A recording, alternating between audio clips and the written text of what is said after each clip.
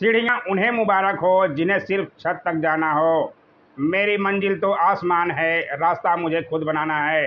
नमस्कार दोस्तों, आप देख रहे हैं मेरा YouTube channel pre exam training. आज प्रैक्टिस सेट 29 लेकर हम आ गए हैं आपके सामने, जिसमें आज जो है 76 जो है VVI सवाल हैं।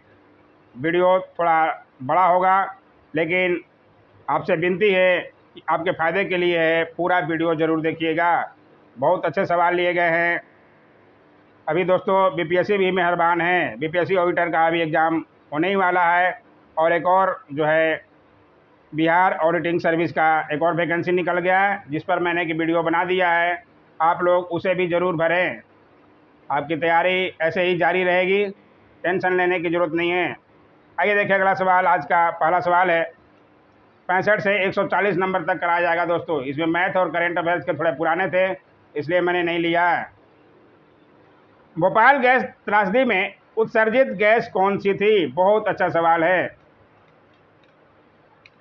मैं बता दूं कि भोपाल गैस जो त्रासदी था, दिसंबर 1984 की रात को भोपाल स्थित यूनियन कार्बाइड इंडिया लिमिटेड के कीटनाशी संयंत्र से मिथाइल आइसोसाइनेट, नाम ध्यान रखिएगा, नामक जहरीली गैस व अन्य रसायनों के निकलने से कई लोगों की मृत्यु हो गई।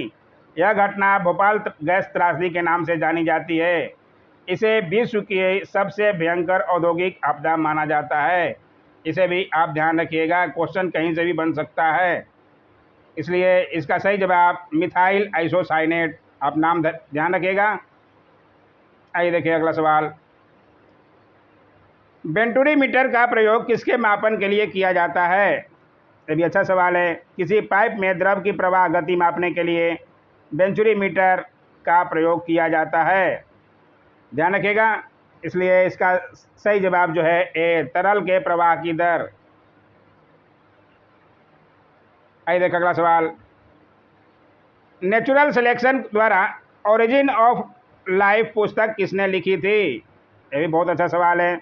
24 नवंबर 1859 को प्रकाशित on the origin of species Charles Darwin द्वारा कृत एक महत्वपूर्ण वैज्ञानिक साहित्य है, ध्यान रखिएगा। डार्विन पे BPSC में अधिकतर प्रश्न बनता है दोस्तों।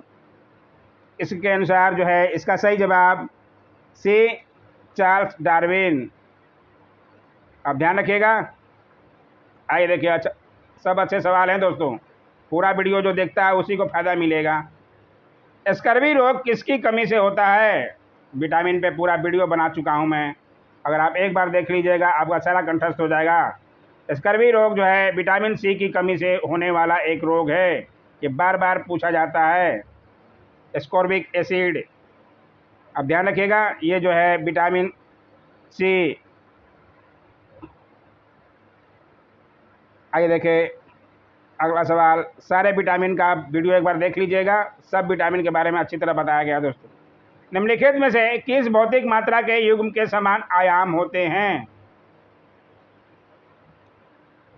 इसमें जो है सभी प्रकार की ऊर्जा, यानी कि पृष्ठ तनाव, गतिज ऊर्जा, स्थितिज ऊर्जा इत्यादि की बीमा और इकाई कार्य की बीमा और इकाई के समान होती है, सभी जानते होंगे।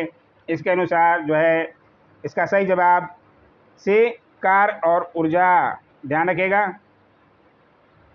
दोनों की इकाई भी समान है, दोनों का मात्रक है न्यूटन मीटर, ये भी आप ध्यान रखिएगा। मात्रा पे, इकाई मात्रक पे भी सवाल बनते हैं दोस्तों बार बार। किसी धातु को पाचन सामग्री के रूप में प्रयोग करने के लिए निम्न में से कौन सी कसौटी अपनाई जाती है? इसका सही जवाब है बी, अधिक ऊष्मा चालकता, ध्यान रखिएगा। आइए देखिए अगला सवाल। रजिस्टर में नया डाटा लिखने की क्रिया क्या होती है? रजिस्टर में नया डाटा लिखते होंगे, इसका आप ऑप्शन पूरा देख लीजिए। इसका सही जवाब है सी, रजिस्टर की पहली अंतर वस्तु मिटा देती है, ध्यान रखिएगा। आइए देख अगला सवाल। निम्नलिखित में से कौन सी ऑप्टिकल डिस्क है? सब लोग देखे होंगे, वर्म डिस्क एक ऑप्टिकल डिस्क है, ध्यान रखिएगा। एक ऑप्टिकल डिस्क में इलेक्ट्रॉनिक डाटा स्टोरेज किया जाता है तथा जिसे निम्न लेजर किरणों द्वारा प्रदर्शित किया जाता है। आप समझ गए होंगे, इसका सही जवाब जो है सी, वर्म डिस्क। आइए देखिए अगला सवाल। एपीआई का पूरा रूप है, आपको बताना है। इसका सही जवाब है एपीआई मतलब एप्लीकेशन प्रोग्राम इंटरफेस। ध्यान रखिएगा, इसका ए जो है राइट आंसर है। ऐसे सवाल भी पूछे जाते हैं, फुल फॉर्म भी लिखना होता है। आइए देखा अगला सवाल। नाभिकीय रिएक्टरों में निम्न में से किसको विमंदन के रूप में प्रयोग किया जाता है? बहुत अच्छा सवाल है। इसका सही जवाब है बी, ग्रेफाइट। ध्यान रखिएगा। सोडियम वाष्प लैंप पीले रंग के साथ जलते हैं, इसका कारण है, बताइए इसका कारण। आप पूरा ऑप्शन देखिए।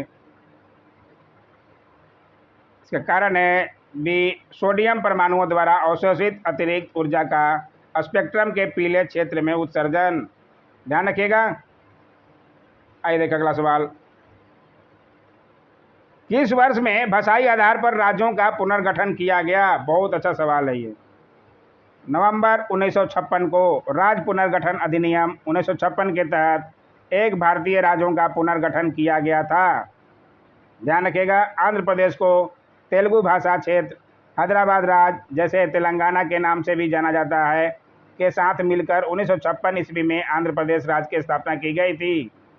इसी प्रकार दक्षिण में केरल और अन्य 3 राज्यों उत्तर प्रदेश, बिहार और मध्य प्रदेश की स्थापना हिंदी भाषी क्षेत्र के रूप में की गई थी। ध्यान रखिएगा। क्षेत्रों में विस्तार के आधार पर पश्चिम बंगाल, राजस्थान और पंजाब राज्य का पुनर्गठन किया गया था। आप इसका आंसर समझ गए होंगे। इसका आंसर है डी, 1956। बहुत अच्छा सवाल है, आप जरूर पूरी बातों का ध्यान रखिएगा दोस्तों। अखिल भारतीय सेवाओं के सृजन की शक्ति किसे प्राप्त है? उच्चतम न्यायालय, संसद, मंत्रिपरिषद, प्रधानमंत्री। इसका सही जवाब है संसद को। ध्यान रखिएगा। संविधान के अनुच्छेद 312 के खंड 1 के तहत। आइए देखें अगला सवाल। निम्नलिखित में से क्या राष्ट्रकूटों का सर्वाधिक चिरस्थायी योगदान है? राष्ट्रकूटों का सर्वाधिक चिरस्थायी योगदान इसमें से क्या है? इसका सही जवाब है बी, कन्नड़ काव्य के 3 कवि पंपा, पूर्णा और राणा तथा कैलाश मंदिर। ध्यान रखिएगा। सेटर कहाँ से क्वेश्चन पूछेगा कोई नहीं जानता दोस्तों। सारे सवाल जो है बीपीएससी के ये हैं। आप ई ऑप्शन देख सकते हैं, बीपीएससी के लिए ये बनाए गए हैं ये सवाल। इधर उधर के सवाल नहीं है कि आप सोच रहे हैं कहाँ से सवाल ला के देंगे। रवि कीर्ति जो एक जैन थे और जिन्होंने एकोल प्रशक्ति की रचना की थी, को किसका संरक्षण प्राप्त था? रवि कीर्ति चालुक्य शासक पुलकेशिन द्वितीय के शासनकाल 610 से 642 ईस्वी के दौरान दरबारी कवि के रूप में नियुक्त थे। ये भी आप ध्यान रखिएगा। आप आंसर समझ गए होंगे। इसका आंसर जो है पुलकेशिन द्वितीय, सी। आइए देखा अगला सवाल। मेन कैंप का लेखक कौन है? इसका सही जवाब है हिटलर। ध्यान रखिएगा। हिटलर का नाम बहुत सुने होंगे, लेकिन उनकी किताब कौन सी है ये भी आप ध्यान रखिएगा। बहुत अच्छा सवाल है ये। दिल्ली सल्तनत का राजकाल कब समाप्त हुआ? बताइए। दिल्ली सल्तनत आप पढ़ते होंगे मध्यकालीन भारत में, कब समाप्त हुआ? इसका सही जवाब है 1600 ईस्वी। ध्यान रखिएगा, क्योंकि मुगल के आने के बाद तक भी ये वो चलता रहा था। आइए देखें अगला सवाल। भारत की अंतःकालीन संसद में कितने सदस्य थे? एक मिनट, 81 का नहीं, 81 का तो ये 1526 होगा दोस्तों, सॉरी। क्योंकि 1526 ईस्वी में पानीपत का प्रथम युद्ध बाबर ने इब्राहिम लोदी को हराकर दिल्ली सल्तनत ख़त्म किया था और मुग़ल साम्राज्य की स्थापना की थी। जल्दी जल्दी में मिस्टेक हो जाता है, कोई बात नहीं। अगला सवाल है, भारत की अंतःकालीन संसद में कितने सदस्य थे? बहुत अच्छा सवाल है ये भी। मैं पूरी बात बता दूं कि भारत की संविधान सभा यानी कि अंतःकालीन संसद में 313 सदस्य थे। ध्यान रखिएगा, इसी सभा ने भारत का संविधान तैयार किया था। 26 जनवरी 1950 को जब भारत का संविधान लागू कर दिया गया, तब इस संविधान सभा का नाम बदलकर अंतःकालीन संसद रख दिया गया। यह अंतःकालीन संसद 1952 में हुए आम चुनाव के उपरांत भंग कर दी गई। इस अंतःकालीन संसद का कार्यकाल 2 वर्ष 2 माह एवं 22 दिन रहा। ये भी ध्यान रखिएगा। अंतःकालीन सभा में कितने सदस्य थे? तो 313। पूरी बातों को बताया गया ताकि आप विस्तार से समझ जाएंगे। आइए देखिए अगला सवाल। 2 अक्टूबर को महात्मा गांधी का जन्म दिवस अंतर्राष्ट्रीय अहिंसा दिवस के रूप में मनाने का निर्णय कहाँ पर लिया गया? बहुत अच्छा सवाल है, आप खुद सोच सकते हैं कितना अच्छा सवाल है। नई दिल्ली में जनवरी 2007 में सत्याग्रह सम्मेलन में सोनिया गांधी और महाधर्माध्यक्ष देशमन टूटू ने संयुक्त राष्ट्र से 2 अक्टूबर को अंतर्राष्ट्रीय अहिंसा दिवस के रूप में मान्यता देने की अपील की थी। ध्यान रखिएगा, 15 जून 2007 को संयुक्त राष्ट्र महासभा ने वोट प्रणाली द्वारा 2 अक्टूबर को अंतर्राष्ट्रीय अहिंसा दिवस के रूप में मनाए जाने की मान्यता प्रदान की। आप पूरी बात समझ गए होंगे, इसलिए इसमें जो है दिया नहीं है, इसके अनुसार इसका सही जवाब ई है। अब ध्यान रखिएगा, भारतीय संघ में नए राज्य की स्वीकृति कौन देता है? बताइए, ये भी अच्छा सवाल है। इसका सही जवाब है संसद। ये तो सब लोगों को पता होना चाहिए। आइए देखें अगला सवाल। संविधान के अनुच्छेद 2 के अंतर्गत संसद को यह अधिकार दिया गया है कि वह विधि बनाकर संघ के नए राज्यों का प्रवेश दे सकती है या नए राज्यों की स्थापना कर सकती है। आइए देखें अगला सवाल। भारत किसका सबसे बड़ा उत्पादक और निर्यातक है? बताइए, उत्पादक भी है और निर्यातक है, पूछ रहा है। इसका सही जवाब है डी, अब्रक। ध्यान रखिएगा। आइए देखें अगला सवाल। प्रचुर कैल्शियम वाली मृदा को क्या कहा जाता है? इसका सही जवाब है ए, पेडोकल। ध्यान रखिएगा, पेडोकल मृदा में जो है प्रचुर मात्रा में कैल्शियम कार्बोनेट और कैल्शियम ऑक्साइड पाया जाता है। अब ध्यान रखिएगा। आइए देखिए अगला सवाल। कृषि भूमि को किस रूप में परिभाषित किया जाता है? ये देखिए, आप पूरा ऑप्शन देख सकते हैं। कृषि भूमि के इससे तात्पर्य खेती करने योग्य भूमि से है। इसके अंतर्गत शुद्ध बोया गया क्षेत्र, कुल प्रति भूमि, वर्तमान प्रति भूमि प्लस वर्तमान प्रति भूमि के अलावा अन्य प्रति भूमि। अब समझ सकते हैं इसके अनुसार इसका सही जवाब जो है डी, कुल प्रति भूमि प्लस निवल बुआई की गई भूमि। ध्यान रखिएगा। आइए देखिए अगला सवाल। अफीम के पौधे के किस भाग में हमें मार्फिन प्राप्त होती है? किस में प्राप्त होता है? बहुत अच्छा ये भी सवाल है। मार्फिन जो है एक क्षारीय पदार्थ है जो अफीम और पॉपी के बीजों में बहुतायत मात्रा में पाया जाता है। इसे द्रव के रूप में पॉपी के फ्रूट कैप्सूल से प्राप्त किया जाता है। फ्रूट कैप्सूल में चोरा लगाने पर रिसाव के रूप में लैक्टेस नामक पदार्थ बाहर निकलता है। इसे संग्रहित कर सुखाकर कच्चे अफीम के रूप में तैयार कर लिया जाता है, जिसमें लगभग 8 से 14% मार्फिन पाया जाता है। आप पूरी बात समझ गए होंगे। इसका आंसर जो है डी, फल आवरण। ध्यान रखिएगा। आइए देखिए अगला सवाल। निम्नलिखित में से क्या मृदा संरक्षण की जैव पद्धति है? इसका सही जवाब है ए, सर्वोच्च कृषि। ध्यान रखिएगा। आइए देखिए अगला सवाल। ग्लूकोज किसका एक प्रकार है? बहुत अच्छा सवाल है ये। इसका सही जवाब है हेक्टोस शर्करा। ध्यान रखिएगा, ये शायद आप जानते भी होंगे। आइए देखिए अगला सवाल। जीवाणु कोशिका में सूत्रकणिका की संख्या है 1, 2, अनेक या शून्य, कितनी है? जीवाणु कोशिका एक जो है प्रोकैरियोटिक कोशिका होती है, जबकि सूत्रकणिका यूकैरियोटिक कोशिका में पाई जाती है। अतः जीवाणु कोशिका में सूत्रकणिका की संख्या 0 होती है, ध्यान रखिएगा। इसलिए इसका सही जवाब 0। आइए देखिए अगला सवाल। हस्तलिपियों के मूल संस्थापक और कौटिल्य के अर्थशास्त्र के संपादक कौन थे? मैं बता दूं, 1904 ईस्वी में तंजौर के एक पंडित ने भट्ट स्वामी के अपूर्ण भाव के साथ अर्थशास्त्र का हस्तलेख मैसूर राज पुस्तकालय के अध्यक्ष श्री आर श्यामा शास्त्री को दिया। श्री शास्त्री ने पहले इसे अंतः अंग्रेजी भाषा 1905 ईस्वी में इंडियन एक्टिविटी तथा मैसूर रिव्यू में प्रकाशित किया। आप नाम समझ गए होंगे। इसका सही जवाब है श्री आर रामास्वामी। पूरी बात बताई जाती है दोस्तों, ताकि कुछ सुन के कुछ आपको आइडिया मिल जाए। आपको क्वेश्चन आए तो कहीं से भी आप पकड़ सकें, अगर सुने होंगे तो। निम्नलिखित में से क्या भारत का सबसे बड़ा जीवमंडल निचय है?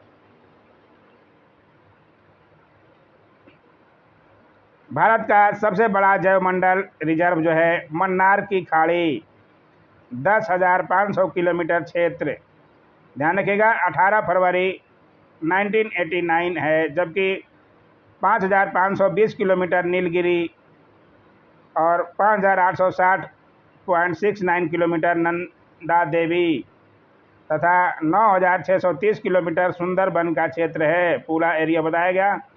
सबसे बड़ा जो है मन्नार की खाड़ी, समझ गए होंगे। इसलिए इसका सही जवाब डी। क्षेत्रफल 10,500 किलोमीटर क्षेत्र। इसरो की मास्टर नियंत्रक सुविधा कहाँ है? आंध्र प्रदेश, उड़ीसा, गुजरात, कर्नाटक। इसरो पे अधिकतर सवाल आपको दिखता ही होगा। बार बार मैं कितना सेट करा दिया उसमें आपको दिखा होगा। इसको आपको ध्यान रखना पड़ेगा। बहुत अच्छे सवाल हैं, इस पर मैं बता भी चुका हूँ। इसका सही जवाब कर्नाटक, बहुत बार बताया जा चुका है, फिर भी आप ध्यान रखिएगा जो लोग नए हैं। समुद्र की सीपी किस कारण से सुनहरी दिखाई देती है? इसका सही जवाब है सी, घूर्णन, ध्यान रखिएगा। आइए देखिए अगला सवाल। एक वस्तु इतनी दूरी तय करती है जो सीधे समय के वर्ग के समानुपातिक हो, इसका त्वरण है, क्या है? आप पूरा देख ले सकते हैं। इसका सही जवाब है डी, अपरिवर्ती, ध्यान रखिएगा। आइए देखिए अगला सवाल। मानसून का निवर्तन इंगित होता है, आप ये ऑप्शन देख सकते हैं, इसके अनुसार ये देना है। इसका सही जवाब है ए, केवल एक। अब पूरा फिर से देख लीजिए क्वेश्चन। मानसून का निवर्तक इंगित होता है साफ आकाश से, ध्यान रखिएगा। आइए देखिए अगला सवाल। किस स्थान को भारत की सिलिकॉन वैली कहा जाता है? सब लोग ये आंसर बता सकते हैं, फिर भी कुछ लोग हैं जो नहीं बता पाएंगे। मैं बता दूं कि बेंगलुरु को जो है सिलिकॉन वैली कहा जाता है, ध्यान रखिएगा। बहुत अच्छा सवाल है ये। आइए देखिए अगला सवाल। टेलनेट का तात्पर्य है? सही जवाब है telephone network, telnet, telephone network, ध्यान रखिएगा। निम्नलिखित में से किस धातु का गलनांक सबसे कम है? स्वर्ण, चांदी, पारद, तांबा। इसका सही जवाब है पारद, ध्यान रखिएगा। दिए गए विकल्पों में पारद यानी कि मरकरी वो बोला जाता है, ये भी ध्यान रखिएगा। मरकरी का गलनांक सबसे कम होता है क्योंकि इसमें न केवल काफ़ी कमज़ोर बंध पाया जाता है बल्कि इसकी संरचना की त्रिविमीय नहीं होती है। ये बात आप ध्यान रखिएगा। इस तरह के सवाल बीपीएससी में अधिकतर बनते हैं, कंफ्यूज करने वाले, फिर भी आप ध्यान रखिएगा इसका आंसर। आइए देखिए अगला सवाल। राष्ट्रसंघ की प्रसंहिता के आरेखन के बाद यह किसने कहा था, ए लिविंग थिंग इज बॉर्न? 1919 ईस्वी में लीग प्रतिज्ञा पत्र का मसौदा जारी होने पर वुड्रो विल्सन ने तीखी टिप्पणी की थी। ध्यान रखिएगा, बहुत बातें नई नई बताई जा रही दोस्तों। A living thing is born, अर्थात जीवित वस्तु का जन्म हो गया। प्रथम विश्व युद्ध के समाप्त होने पर 10 जनवरी 1920 को पेरिस शांति सम्मेलन के परिणाम स्वरूप अंतर सरकारी संगठन के रूप में लीग की स्थापना की गई थी। इसका आंसर आप समझ गए होंगे, बी वुड्रो विल्सन। आप नाम ध्यान रखिएगा। आइए देख अगला सवाल। सिंधु अर्थव्यवस्था की ताकत थी, कृषि व्यापार क्या थी? इसका सही जवाब है कृषि। ध्यान रखिएगा। किस मुगल शहंशाह ने मुगल राजधानी आगरा से दिल्ली स्थानांतरित की? यह भी सब लोगों को पता होना चाहिए। शाहजहां ने 1638 ईस्वी में, डेट भी ध्यान रखिएगा। मुगल साम्राज्य की राजधानी आगरा से दिल्ली, परंपरागत रूप से इसे शाहजहांबाद के नाम से जाना जाता था, हस्तांतरित की थी। शाहजहां का कार्यकाल 1628 से 1658 ईस्वी था। ये बात भी आप ध्यान रखिएगा। इसके अनुसार आप समझ गए होंगे, आंसर जो है सी शाहजहां। बहुत इजी था, लेकिन मैं पूरी बात विस्तार से बता दिया। निम्नलिखित में से किस राज्य ने सबसे पहले पंचायती राज प्रणाली प्रारंभ की थी? यह भी बार बार सवाल बनता है। इसका सही जवाब है राजस्थान। राजस्थान के नागौर जिला, ये इसका भी नाम आता है। 1959 भी, ये भी ध्यान रखिएगा। अर्थशास्त्र के लेखक किसके समकालीन थे? ये तो बच्चा बच्चा ही बता देगा। अर्थशास्त्र पुस्तक की रचना किसने की थी? तो कौटिल्य ने की थी। कौटिल्य को विष्णुगुप्त तथा चाणक्य के नाम से भी जाना जाता था। ये बात भी आप ध्यान रखिएगा। चंद्रगुप्त मौर्य के सहयोगी थे, सब लोग पता होगा। इसका सही जवाब तो है चंद्रगुप्त मौर्य। आइए देखें अगला सवाल। ताजमहल किसके द्वारा बनवाया गया था? बहुत अच्छा ये भी सवाल है। आइए इसका भी सब लोग जानते होंगे। मुगल सम्राट शाहजहां ने अपनी तीसरी पत्नी मुमताज महल की याद में 1632 से 1653 ईस्वी में ताजमहल का निर्माण कराया था। सफ़ेद संगमरमर के पत्थरों से, सब लोग देखे होंगे, गए भी होंगे बहुत लोग। बहुत अच्छा जगह है, मैं भी जाके घूम के आया हूँ। इसका सही जवाब शाहजहां। ये तो बताने वाला था नहीं, बहुत इजी था। आइए देखें अगला सवाल। चुनाव आयोग किस अनुच्छेद के अंतर्गत स्थापित किया गया है? बताइए, ये तो अच्छा सवाल है।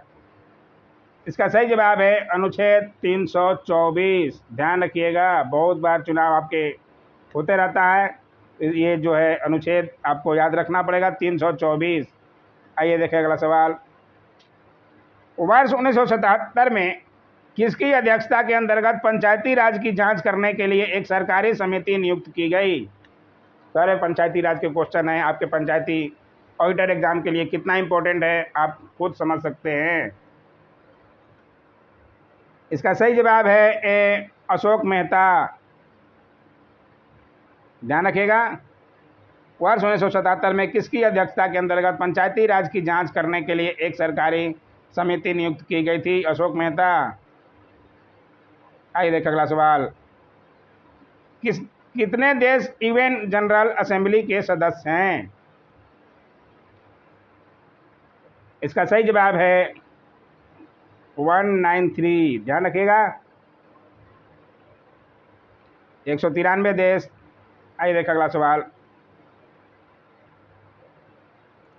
निम्नलिखित महाद्वीपों में से कौन सा महाद्वीप पृथ्वी के उत्तरी, दक्षिणी और पूर्वी पश्चिमी गोलार्ध में स्थित है? बहुत अच्छा सवाल है दोस्तों। आप पूरा ऑप्शन देख सकते हैं।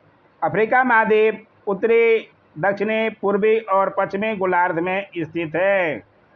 ये आप ध्यान रखिएगा, बहुत अच्छा सवाल है। भूमध्य रेखा यानी कि पृथ्वी को उत्तरी और दक्षिणी गोलार्ध में विभाजित करती है। इसका आंसर आप समझ गए होंगे। इसका आंसर जो है अफ्रीका। बहुत अच्छा सवाल है। आइए देखें अगला सवाल। अब तक तो कितने लोग वीडियो बंद करके चले गए होंगे, उनको क्या पता कि आगे कौन से सवाल है। किस समिति आयोग ने केंद्र और राज्य सरकारों के संबंध की जांच की? बताइए। इसका सही जवाब है सी, सरकारिया आयोग। ध्यान रखिएगा। आइए देखिए अगला सवाल। प्राणी नाम पद्धति पर अंतर्राष्ट्रीय आयोग किस वर्ष में स्थापित किया गया था? इसका सही जवाब है 1895 ईस्वी ए। ध्यान रखिएगा। आइए देखिए अगला सवाल। अंतर्राष्ट्रीय प्राणी विज्ञान तंत्र आयोग की स्थापना 1895 ईस्वी में हुई थी। आइए देखिए 113वां सवाल। निम्नलिखित में से कौन सा विश्व का सबसे बड़ा मरुस्थल है? ये तो सब लोग बता देंगे, बच्चे लोग भी बता देंगे। कितनी बार बताया गया है? सही जवाब सहारा। बहुत बार बताया गया है, ज़्यादा समय इस पर नहीं लगाएं। आइए देखिए अगला सवाल। भारत की कुल जनसंख्या का कृषि में नियुक्त प्रतिशत लगभग कितना है? ये सवाल भी बहुत आसान है, ये सवाल भी सबको पता होना चाहिए। भारत जो है कृषि प्रधान देश है। इसमें कितने लोग हैं? तो 60% लोग हैं। ध्यान रखिएगा। इसका सही जवाब 60%। किसके ऊपर ताप तीव्रतापूर्वक बढ़ता है? बताइए। किस मंडल के ऊपर जो है ताप तीव्रतापूर्वक बढ़ता है? इसका सही जवाब है बी, बहिर्मंडल। ध्यान रखिएगा। बहुत अच्छे अच्छे सवाल हैं सारे। ये जो पढ़ने वाले हैं, जो एग्जाम की तैयारी बीपीएससी का कर रहे हैं, उनको ये पता चल गया होगा कितने अच्छे हैं। 1 माइक्रोन इसके बराबर है? किसके बराबर है? इसका सही जवाब है सी, 10⁻⁶। ये ध्यान रखिएगा। आइए देखिए अगला सवाल। ये बार बार पूछा जाता है दोस्तों, आप ध्यान रखिएगा, बट्टे में भी करके दे देगा। भारत का राष्ट्रीय फल है कौन सा है? इसका सही जवाब है ए, आम। सब लोग जानते होंगे इसको तो। आइए देखिए अगला सवाल। लघु ज्वार भाटा होते हैं, कैसे होते हैं? सही जवाब है दुर्बल। लघु ज्वार भाटा दुर्बल होते हैं, मतलब कमजोर। आइए देखें। सहारा अफ्रीका के किस हिस्से में स्थित है? सहारा जो है अफ्रीका के किस हिस्से में स्थित है, ये बताना है। इसका सही जवाब है उत्तरी। ध्यान रखिएगा। अफ्रीका में सहारा मरुस्थल है, किधर है ये भी आप ध्यान रखिएगा। कहीं से भी सेटर सवाल बना सकता है दोस्तों। बृहद पृष्ठीय क्षेत्रफल वाला महासागर है, कौन सा महासागर है? इसका सही जवाब है डी, प्रशांत महासागर सबसे बड़ा महासागर है। आइए देखिए अगला सवाल। भारत माता नामक प्रसिद्ध पेंटिंग के चित्रकार कौन थे? इसका सही जवाब है बी, अवनींद्रनाथ टैगोर। ध्यान रखिएगा, रविंद्रनाथ नहीं, अवनींद्रनाथ हैं। आप नाम नोट कर सकते हैं, भारत माता नामक प्रसिद्ध पेंटिंग के चित्रकार। आइए देखिए अगला सवाल। 1487 ईस्वी में किसने केप ऑफ गुड होप की खोज की थी? बहुत अच्छा सवाल है। इसी रास्ते से वास्को डी गामा अपने भारत में आया था। उसको कहते हैं कि भारत की खोज की थी। भारत की खोज क्या, भारत का गुम था क्या? भारत तो सोने की चिड़िया पहले से ही थी, लेकिन इतिहासकार कुछ भी नाम दे देते हैं।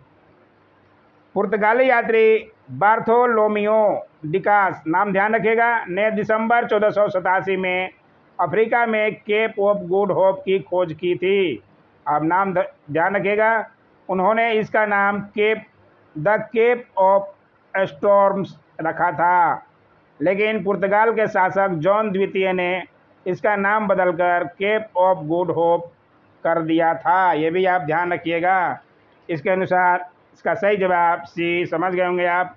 पूरी बात सुनिएगा तो अच्छे से समझ जाइएगा दोस्तों। टेलीफोन का आविष्कार किसके द्वारा किया गया था? सही जवाब है अलेक्जेंडर ग्राहम बेल। ये तो बच्चे में पढ़े होंगे। आइए देखिए अगला सवाल। एशियन गेम्स की मेजबानी करने वाला प्रथम देश कौन सा था? एशियन गेम्स की मेजबानी करने वाला, इसका सही जवाब है भारत। ध्यान रखिएगा। भारत जो था मेजबानी करने वाला पहला देश था। प्रथम एशियाई खेलों का आयोजन नई दिल्ली में 1951 ईस्वी में किया गया था। ध्यान रखिएगा। आइए देखिए अगला सवाल। भारतीय अर्थव्यवस्था में शिथिल काल है। कौन सा शिथिल काल बोला जाता है, कौन से महीने को? भारत में जुलाई से दिसंबर का समय कृषिगत फसलों का समय अपेक्षाकृत कृषि सीजन माना जाता है, जबकि जनवरी से जून का समय शिथिल काल माना जाता है। ध्यान रखिएगा, बहुत अच्छा सवाल है। जनवरी से जून तक, इसके अनुसार आप आंसर समझ गए होंगे, सी। आइए देखिए अगला सवाल। ब्याज की दर और उपभोग के स्तर के बीच संबंध पर सबसे पहले किसने कल्पना की? बताइए। इसका सही जवाब है सी, इरविंग फिशर। ध्यान रखिएगा। आइए देखा अगला सवाल। इरविंग फिशर ने अपने ब्याज के सिद्धांत 1930 में ब्याज की दर और वास्तविक ब्याज दर और उपभोग स्तर के मध्य स्तर संबंध स्थापित किया था। ध्यान रखिएगा। आइए देखा अगला सवाल। किस संवैधानिक संशोधन ने पंचायती राज संस्था को स्थापित किया? कितना अच्छा सवाल है। बीपीएससी ऑडिटर के लिए तो खासकर इतना इंपॉर्टेंट है कि इसका सही जवाब है 73वां संविधान संशोधन। जानते भी होंगे, अब तक तो तैयारी कर लिए होंगे, फिर भी जो नहीं जानते हैं वो नोट कर लें। बहुत अच्छा सवाल है ये। किसी अर्थव्यवस्था में उत्कर्ष अवस्था का अर्थ है, क्या है? इसका सही जवाब है ए, स्थिर वृद्धि प्रारंभ होती है। ध्यान रखिएगा। पूरे 76 सवाल हैं दोस्तों, टाइम तो लगेगा ही थोड़ा। मानव अधिकार दिवस कब मनाया जाता है? इसका सही जवाब है डी, 10 दिसंबर। ध्यान रखिएगा। आइए देखिए अगला सवाल। किसके शासनकाल के दौरान अजंता की गुफाएं निर्मित की गई? इसका सही जवाब है ए, गुप्त काल के दौरान। ध्यान रखिएगा। जल्दी जल्दी बताएंगे तो जल्दी हो जाएगा, ज़्यादा डिटेल नहीं बताएंगे। निम्न देशों और उनकी राजधानियों में से कौन सा युग्म गलत है? बताइए।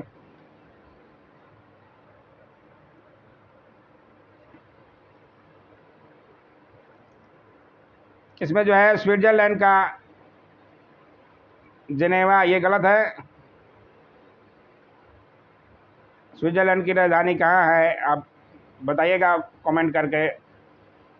आइए देखिए अगला सवाल। निम्नलिखित ग्रैंड स्लैम टाइटल्स में से किसको रोलेट गैरोज टाइटल भी कहा जाता है? ये कट गया है थोड़ा। रोल गैरोज टाइटल कहा जाता है। इसका सही जवाब है बी, फ्रेंच ओपन को। ध्यान रखिएगा। फ्रेंच ओपन को रोलेट गैरोज टाइटल कहा जाता है। सत्यजीत राव द्वारा निर्देशित निम्न फिल्मों में से कौन सी रविन्द्रनाथ टैगोर द्वारा लिखित कहानी नष्ट नीर पर आधारित है? कितना अच्छा सवाल है। इसका सही जवाब है बी, चारुलता। ध्यान रखिएगा। आइए देखिए अगला सवाल।